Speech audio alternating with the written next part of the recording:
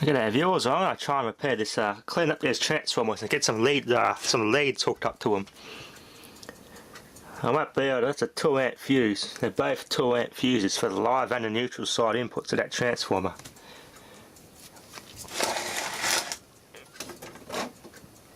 Yeah, I'm not going to be having this in a case or anything, so I'm going to have to just wire up straight to here on those tabs there. It's relatively isolated, the bobbin's pretty safe in there. The reason why it was earthed, because in the TV the chassis had to be earthed, so they use an earth on these older TVs, but this is completely safe to use as a standalone bench power supply transformer. Very well made little transformer. It's like this one, it's got all the plastic insulating the primary winding. Except the primary is separate inside here. This one's got the primary inside and it's got the windings on the outside. So let's clean these up and hook them up. This would be a good filter capacitor actually for the 105 volt side.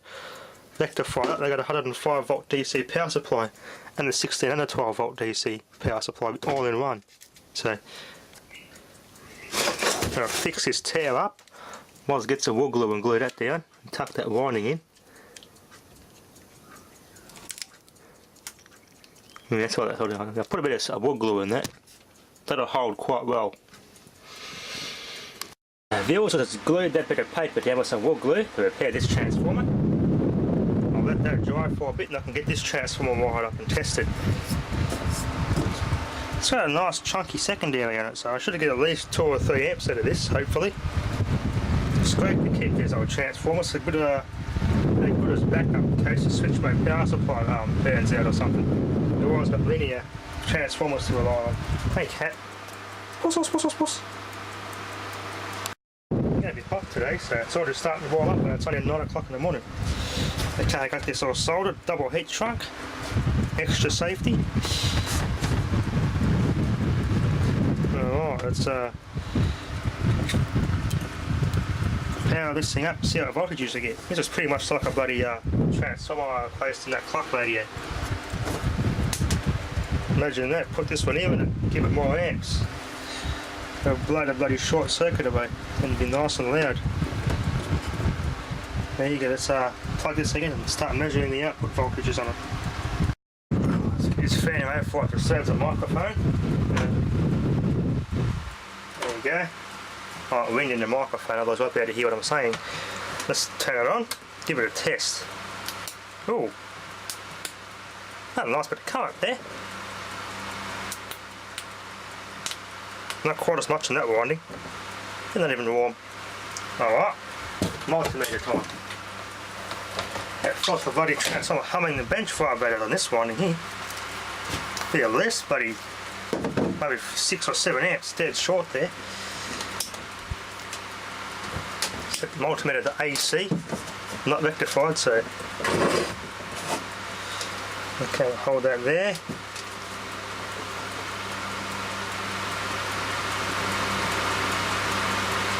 .82 volts is it? Can't get a good connection there. 22.47 volts, so that could be a 24 volt winding rectified on a no load. This one won't be open, this one 12, has to be. 10.49 volts. Okay, that's not too bad. Still useful voltages. I've got to get some more bridge rectifiers and stuff and I can rectify both those, and they get 2 taps. I got 24 and 24 and a 12 volt winding unloaded, so quite a bit of amps there, so I should sustain its voltage. There you can see those secondary windings, they're relatively thick. Alright, I'll fire another power cord and wire off this Mitsubishi transformer. This one here, going to be more careful though. This has got some, this will be capable of a lot more amps, I reckon. Okay, all this transformers are hooked up, the glue is all dried there. Let's turn this thing on and see if it works or not. It's going to work, I know it is. Power on, no inrush. Okay, 11 and 12, 16 volts AC. Yep, 16.6 volts AC on that one. Should be 12 volts, but it's 3.6 there. 9 volts. 17 volts. Well, I can go multi-taps. Well, awesome. Sweet, I can change between different taps to get all these sorts of different voltages. That's cool. There you go, 12.5 volts. Interesting, let's try this big one. You should have 105 volts on this one. No, 110 volts. Ooh, sweet, I can use that as a 110 volt step down transformer to run small American appliances. Interesting. Turn that off.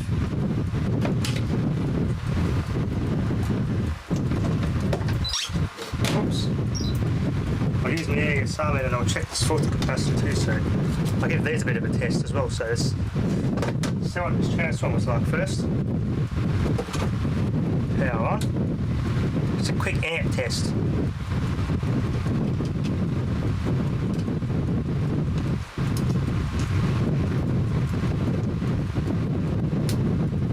And not getting a good connection. Oh, I've got a foot of power in that. That's a bit warm too. A lot of amps there. 105 volt one.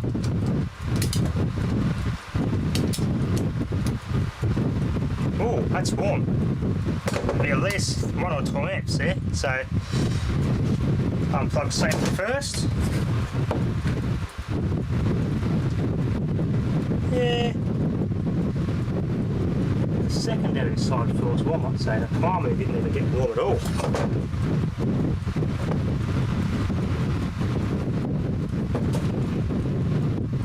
Yeah, the wires, these wires have got warmest. That's where the heat is, those wires got warm, so the windings are still staying cold. That's good. Got a really good transformer here. So if I get another one of these, hook that, then another 110 volt in series, and these will put 240 volt across this and the other one. Added the 240 volt on this one, in series of the other 240 volt on the other one of these, I could get 480 volt transformer. It's going to get me another one of these from somewhere.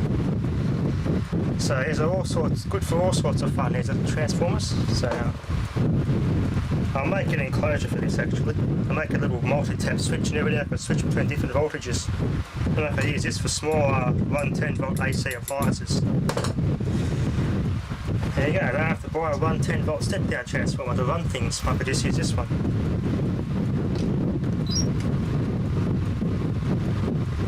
Let's test this filter cap.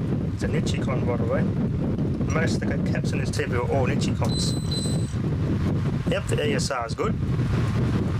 484.4 microfarad. It's a 470 microfarad. This cap's good. Alright, let's try this little capacitor. This is a Panasonic. 4700 microfarad, 25 volts.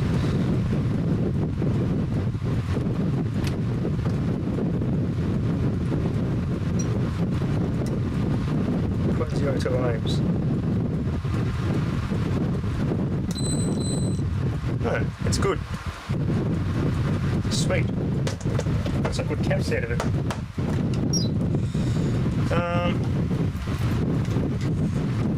Anyway,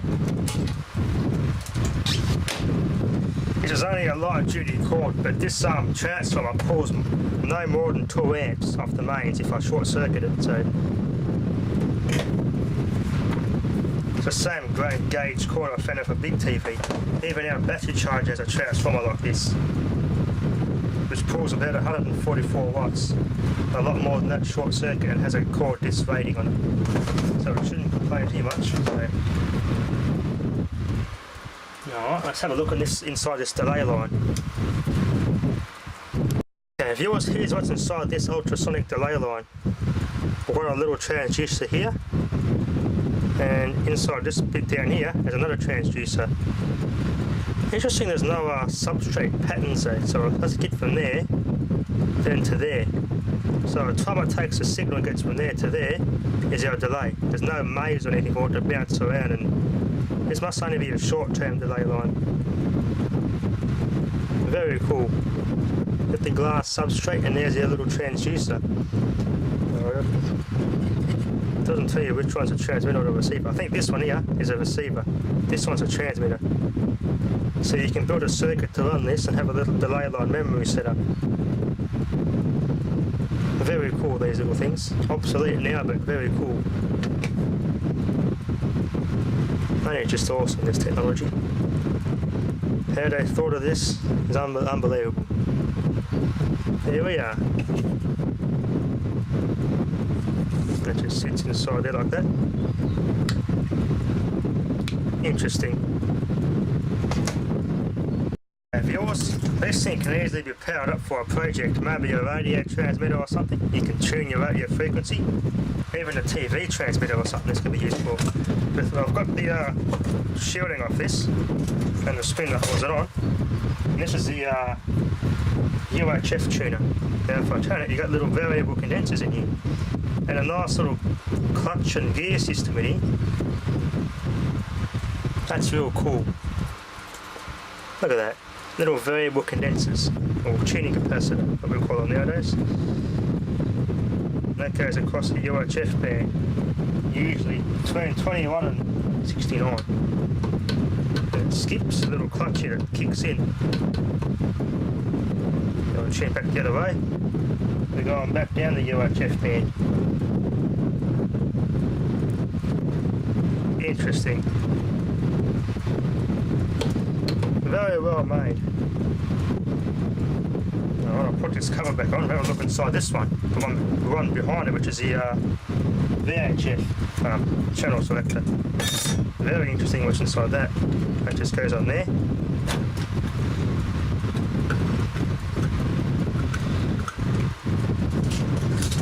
And this snaps up down there.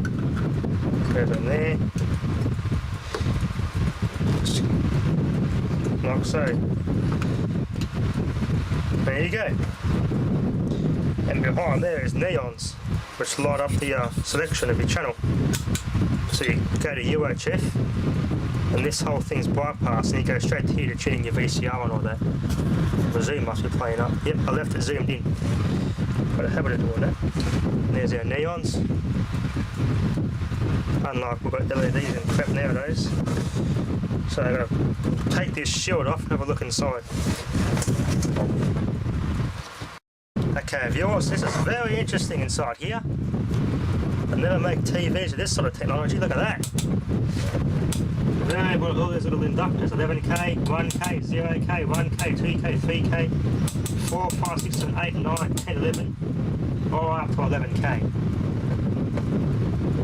Little inductors, so they use this as a variable inductor of some sort. They won't get much current through it though, but very interesting.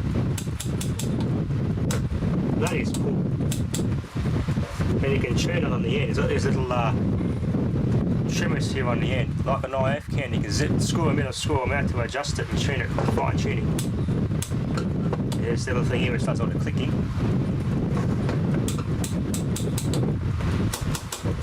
I won't make TVs this heavily engineered anymore. Under that, there's little brushes that go on these things here. These are the contacts. And they are in contact with these brushes under here when you change the channel. That is cool. There's a little contacts in there which contact the inductors. Very interesting. There's this little thing here, there's a fine tuning adjustment. I'll zoom out and see if I can move anything with it. They usually don't do anything though. Yeah, it's a bit sticky. It's almost practically seized. But that turns on this, which I think tunes these little trimmers here. Tunes these little trimmers in and out. I'm not quite sure how it works, because none of these cogs or gears are anywhere near intact with that. There must be a way of moving it around so you can fine tune it. That moves down like that. That pushes in, and it comes into contact with the trimmers on these little inductors. So when you turn this, it somehow engages it. That's your fine tuning adjustment. There you go. Right, viewers, hope you found this one interesting. And there's the main contacts in the back there.